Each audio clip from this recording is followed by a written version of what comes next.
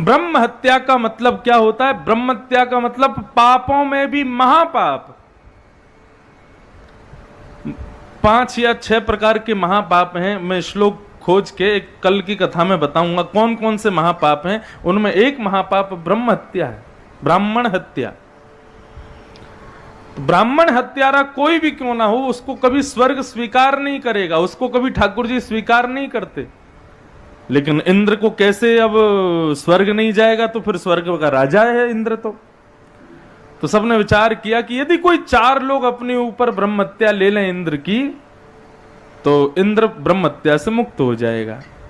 और इंद्र ने भी कह दिया जो भी लोग मेरी ब्रह्म हत्या को अपने ऊपर लेंगे मैं उनको वरदान भी दूंगा। तो सबसे पहले ब्रह्म हत्या को स्वीकार करने के लिए आगे बढ़ा जल, पानी। तो पानी में जो ब्रह्म हत्या का दोष है वो है पानी में स्वतः प्रकट होने वाला झाग, फैन समुद्र में आता है, उसको ब्रह्म हत्या का दोष माना जाता है। उसका स्पर्श करके आपको फिर स्नान करना चाहिए। लेकिन जब वो समुद्र के अंदर होता है और तीर्थ का कोई समुद्र होता है तो वहां स्नान में दोष नहीं होता क्योंकि तीर्थ में है। लेकिन पानी में उठने वाला जो झाग है उसको ब्रह्म हत्या का दोष माना गया है। और इंद्र ने पानी को यह वरदान दिया कि हे जल, तुमने मेरा ब्रह्म हत्या स्वीकार किया, मैं तुमको वरदान देता हूं कि तुम कभी भी किसी के रूप को बिगाड़ोगे नहीं। जिस वस्तु में तुमको मिलाया जाएगा उस वस्तु का रस और सुंदर हो जाएगा। इसलिए बिना जल के कोई भी अधिकतर 90-99% कोई भी वस्तु निर्मित नहीं हो सकती। जल का आवश्यक हर वस्तु में है। तो पहली ब्रह्म हत्या ली जल ने। दूसरी ब्रह्म हत्या अपने ऊपर धारण की पृथ्वी ने। तो पृथ्वी में जहां कहीं भी लाल मिट्टी दिखाई देती है वो ब्रह्म हत्या का दोष है। और पृथ्वी को वरदान दिया इंद्र ने कि कोई तुम में कितना भी गड्ढा करे लेकिन एक दिन तुम अपने आप भर जाया करोगे, तुम में कभी गड्ढा रह नहीं पाएगा। ये पृथ्वी को वरदान दिया। तीसरा ब्रह्म हत्या को अपने ऊपर धारण किया वृक्षों ने। तो कई वृक्षों के पत्तों को तोड़ने पर उनसे निकलने वाला श्वेत रंग का जो उनका लिक्विड पदार्थ होता है वो ब्रह्म हत्या का दोष माना जाता है। और वृक्ष को इंद्र ने वरदान दिया कि कोई तुमको कहीं से भी काट दे लेकिन तुम पुनः उदित हो जाया करोगे। इस प्रकार 3 लोगों ने ब्रह्म हत्या को लिया और चौथी ब्रह्म हत्या को अपने ऊपर लेने के लिए आगे आई मातृशक्ति नारी। नारी ने कहा हम ब्रह्म हत्या को स्वीकार करती हैं तुम्हारे को। तब इंद्र ने कहा कि हे माताएं, आप लोगों ने मेरी ब्रह्म हत्या को स्वीकार किया, प्रत्येक मास कुछ दिनों के लिए मेरी ब्रह्म हत्या के लिए आपको अपवित्र होना पड़ेगा। लेकिन मैं आपको वरदान देता हूं। वरदान सुन के आनंद आ जाएगा। लेकिन मैं आपको वरदान करता हूं कि पुरुष को आप अपने वश में कर पाओगी, ये शक्ति आपके पास होगी। पुरुषों को अपने वश में करने की शक्ति मैं आपको प्रदान करता हूं। ये इंद्र का वरदान है माताओं को। तो इसलिए मासिक धर्म जो माताओं को होता है वो इसीलिए है कि इंद्र का जो ब्रह्म हत्या का दोष है भागवत अनुसार वो माताओं ने स्वीकार किया। इसी कारण वे मास के कुछ दिन ठाकुर जी का स्पर्श आदि नहीं करती, क्योंकि ब्रह्म हत्या का जो स्वरूप है वो महापाप माना जाता है। उसमें उनका दोष नहीं है लेकिन उतने दिन वे अपवित्र हैं।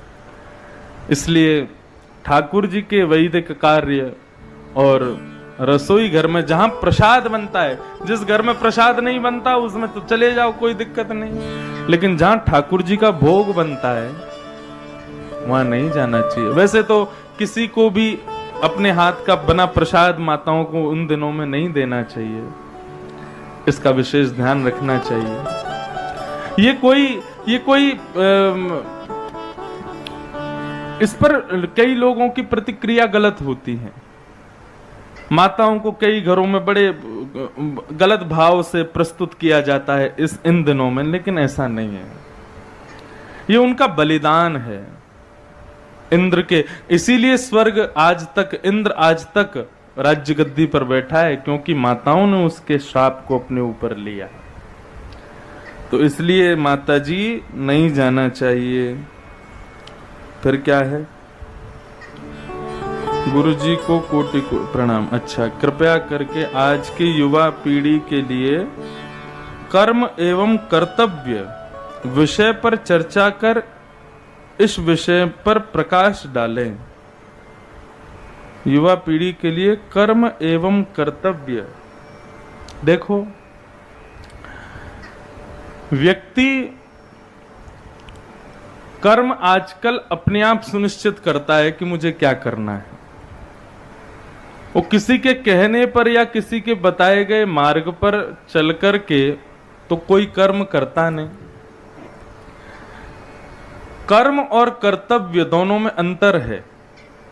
कर्म आत्म पोषण के लिए किया जाता है और कर्तव्य सामाजिक और व्यवहारिक पारिवारिक पोषण के लिए किया जाता है। जैसे कि ये कथा कराई जा रही है बगड़िया परिवार की ओर से, ये कर्म नहीं है, ये कर्तव्य है। आप जो अपनी दुकान पर जाते हैं, अपना बिजनेस करते हैं, आदि आदि जो कर्म करते हैं, वो कर्म है। वो आप अपने आत्म पोषण के लिए कर रहे हो, लेकिन कर्तव्य व्यवहार पोषण के लिए किया जाता है। तो आजकल के बच्चे कर्म को तो समझते हैं कि हाँ, हमको जॉब करनी है, बिजनेस करना है, या हमको अपने एम्स फॉलो करने हैं, हमको ये सब करना है। ये कर्म को तो वे लोग जानते हैं, लेकिन कर्तव्यों का निर्वहन करना आज की पीढ़ी भूल चुकी है। और एक बात कहूं, 3 दिन से रोज आप युवाओं को डांट पड़वा रहे हो, लेकिन इसमें डांट पड़नी बड़ों को चाहिए, क्योंकि वे कर्तव्य भूल रहे हैं आप लोगों के कारण। मैं आज के युवाओं की परिस्थिति बताऊं तो आजकल के बुजुर्ग उतने धार्मिक नहीं होते जितने युवा होते हैं। आप कभी मेरी कथाओं में आकर के युवाओं को देखोगे, कई स्थान के युवा कथाओं में आते हैं, उनके भाव इतने अद्भुत होते हैं कि उन भावों को कोई पा नहीं सकता। इसका मतलब मेरा संशोधन, मेरा एक विचार ये कहता है कि युवा बताए गए मार्ग को यदि आप सिद्ध करके उसको बता दो तो वो करेगा, लेकिन उसको बताने वाला नहीं मिला है अभी तक। आज का युवा धर्म से दूर नहीं है। आज का युवा वैदिक सनातन धर्म को ऐसा नहीं जानना नहीं चाहता, लेकिन सनातन धर्म और हमारा वैदिक धर्म क्या है ये उनको बताने वाला नहीं मिला आज तक। और एक बात कहूं आपसे, व्यासपीठ या व्यास गद्दी से प्रवचन किया जा सकता है, लेने वाला ले, नहीं लेने वाले मत लो, लेकिन ये जो कर्तव्य निर्वहन होता है ना, ये तो माता पिता का ही धर्म है समझाना अपने बालकों को, ये और कोई नहीं समझाएगा। घर के माता पिताओं को शास्त्र आज्ञा करते हैं, माता शत्रु पिता बैरी ये न वालो न पाठितः। जो अपने बालकों को समय समय पर ज्ञान उपदेश नहीं करते माता पिता, ऐसे माता पिता बालक के शत्रु हैं। माता शत्रु पिता बैरी। इसलिए बंधुओं, गलती हम लोग क्या करते हैं कि बचपन में ही इतना लाड़ प्यार कर देते हैं कि वो लाड़ प्यार हमारा खत्म ही नहीं होता, चले ही चला जाता है। और वो एक समय पर आकर के इतना भयंकर हो जाता है कि बच्चे हमारे मुंह पर कुछ उल्टा सीधा बोल के चले जाते हैं और हम सुनते रहते हैं। बचपन में ये कह करके शांत हो जाते हैं कि अभी बच्चा है, और बड़े हो जाने पर फिर कुछ कह ही नहीं सकते। इसलिए शास्त्रों का कभी कभी अवलोकन किया करो, वहां एक एक चीज की विधा बताइए। कितने दिन लाड़ प्यार करो बच्चों को, लालयेत 5 वर्षाणी, बच्चों को केवल 5 साल तक प्यार करो। और 10 वर्षानी ताड़ेत, जैसे ही बालक 5 साल का हो जाए, 4 साल तो खूब बढ़िया जन्मदिन मनाओ उसका, 5वां जन्मदिन भी मनाओ, लेकिन 5वें जन्मदिन के उपहार में क्या देना है? चल बेटा अब तुमको थोड़ा तराशा जाए, मिट्टी तो आ गई, स्ट्रक्चर तो बन गया, 5 साल में चलना फिरना बोलना सब शुद्ध हो जाता है। अब आओ थोड़ा तुमको हाथ लगाया जाए। हाथ लगाने का मतलब क्या है? थोड़ा बालक को भय बना करके रखो, वो आपके नेत्रों से ही डरे। देखिए एक मेरी बात मानो, डरना कहीं कहीं बहुत जरूरी है। गुरुओं के सामने, माता पिता के सामने बालक यदि किसी बात को कहने में संकोच करते हैं तो इसका मतलब वो बालक बहुत अच्छा है। जिस बालक को अपने माता पिता से संकोच नहीं होता ना, वो बिगड़ा ही समझो उसको। संकुचित हो माता पिता के सामने अपनी बात कहने में, अपने भाव कहने में, वो बात अलग है कि कहनी चाहिए, अपनी बातें कहो माता पिता से, लेकिन संकोच आपका आभूषण बन जाए। कहीं कहीं संकोच प्यारा लगता है। गुरु के सामने शिष्य का संकोच अच्छा लगता है। माता पिता के सामने बालकों का संकोच होना, संकुचित होना, यह दर्शाता है कि बालक के अंदर कितना सम्मान। अच्छा, संकोच उसी के सामने होता है जिसके प्रति हमारे अंदर सम्मान हो। जिसके प्रति हमारे अंदर सम्मान है उसके सामने संकोच क्यों करेंगे? इसलिए लालयेत पंचवर्षाणि, 5 वर्ष तक बच्चों को खूब लाड़ प्यार करो, लेकिन जैसे ही 5 साल का बालक हो जाए 10 वर्षाणि ताड़ेत। ताड़ने का मतलब मारना नहीं, थोड़ा सा बाउंड्रीज रखो उसके चारों तरफ। कहीं भी जाने नहीं देना है, कहीं भी कुछ भी खाने नहीं देना है, कुछ भी पहनने नहीं देना है, कुछ भी करने नहीं देना है। 15 वर्ष का बालक जब तक ना हो जाए तब तक थोड़ा अंकुश रखो उस पर। लेकिन शास्त्राज्ञा करते हैं प्राप्ते तु 16 वर्षे, जैसे ही बालक 16 वर्ष का हो जाए पुत्रम मित्रवदाचरेत। फिर जैसे ही 15 साल का हो जाए वो आपकी बेटी नहीं है, फिर आपका बेटा नहीं है, वो आपका मित्र है। फिर ऊंची आवाज में बोलना बंद करो, फिर उसको बात बात पर रोकना बंद करो, बात बात पर टोकना बंद करो, और जैसे एक मित्र होता है ना वैसा व्यवहार करना प्रारंभ कर दो। अगर आपने 15 साल की उम्र तक बालक पर अंकुश किया तो रोकना, टोकना और ऊंची आवाज में बोलने की नौबत ही नहीं आएगी। 16 साल का बच्चा होते ही उससे मित्रता कर लो। अच्छा, 16 वर्ष से ऊपर के बच्चे जो कॉलेज जाने लगते हैं, स्कूल में, हाई स्कूल्स में पहुंच जाते हैं, अपने मन की बातें किससे कहते हैं? सबसे ज्यादा अपने दोस्तों से कहते हैं। वो अपनी बहन को नहीं बता रहे हैं घर में, अपने भाइयों को नहीं बता रहे हैं, अपने माता पिता दादा दादी से नहीं बोल रहे हैं। बार बार कहां भागेंगे? स्कूल जाना है, कॉलेज जाना है, बाहर जाना है। क्यों? क्योंकि मित्र जो है वो बाउंड्रीज नहीं बनाता उसके लिए। उसको पता है कि मैं जो बात कहूंगा ये समझेगा। माता पिता की तरह रोकेगा टोकेगा नहीं मुझे, इसलिए वो सब बातें उनसे कहता है। तो क्यों ना तुम वो बाउंड्रीज खुद ही हटा दो, 15 साल के बाद बच्चे से मित्रता कर लो। इतने सहज हो जाओ कि वो सारी बातें तुमसे कहे। उसके प्रथम मित्र माता पिता।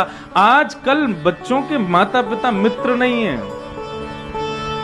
इसीलिए आपके बुलावे पर ना वो कथा में आते हैं, आपके बुलावे पर ना वो मंदिर जाते हैं, आपके बुलावे पर ना वो कोई भजन वजन के काम करते हैं, क्योंकि आपने उनको मित्र बनाया नहीं है। मैं दोनों पक्षों की बात कह रहा हूं। जब तक ताड़ना करनी है तब तक करनी चाहिए, लेकिन जिस उम्र के बाद नहीं करनी है तो बिल्कुल नहीं करनी है।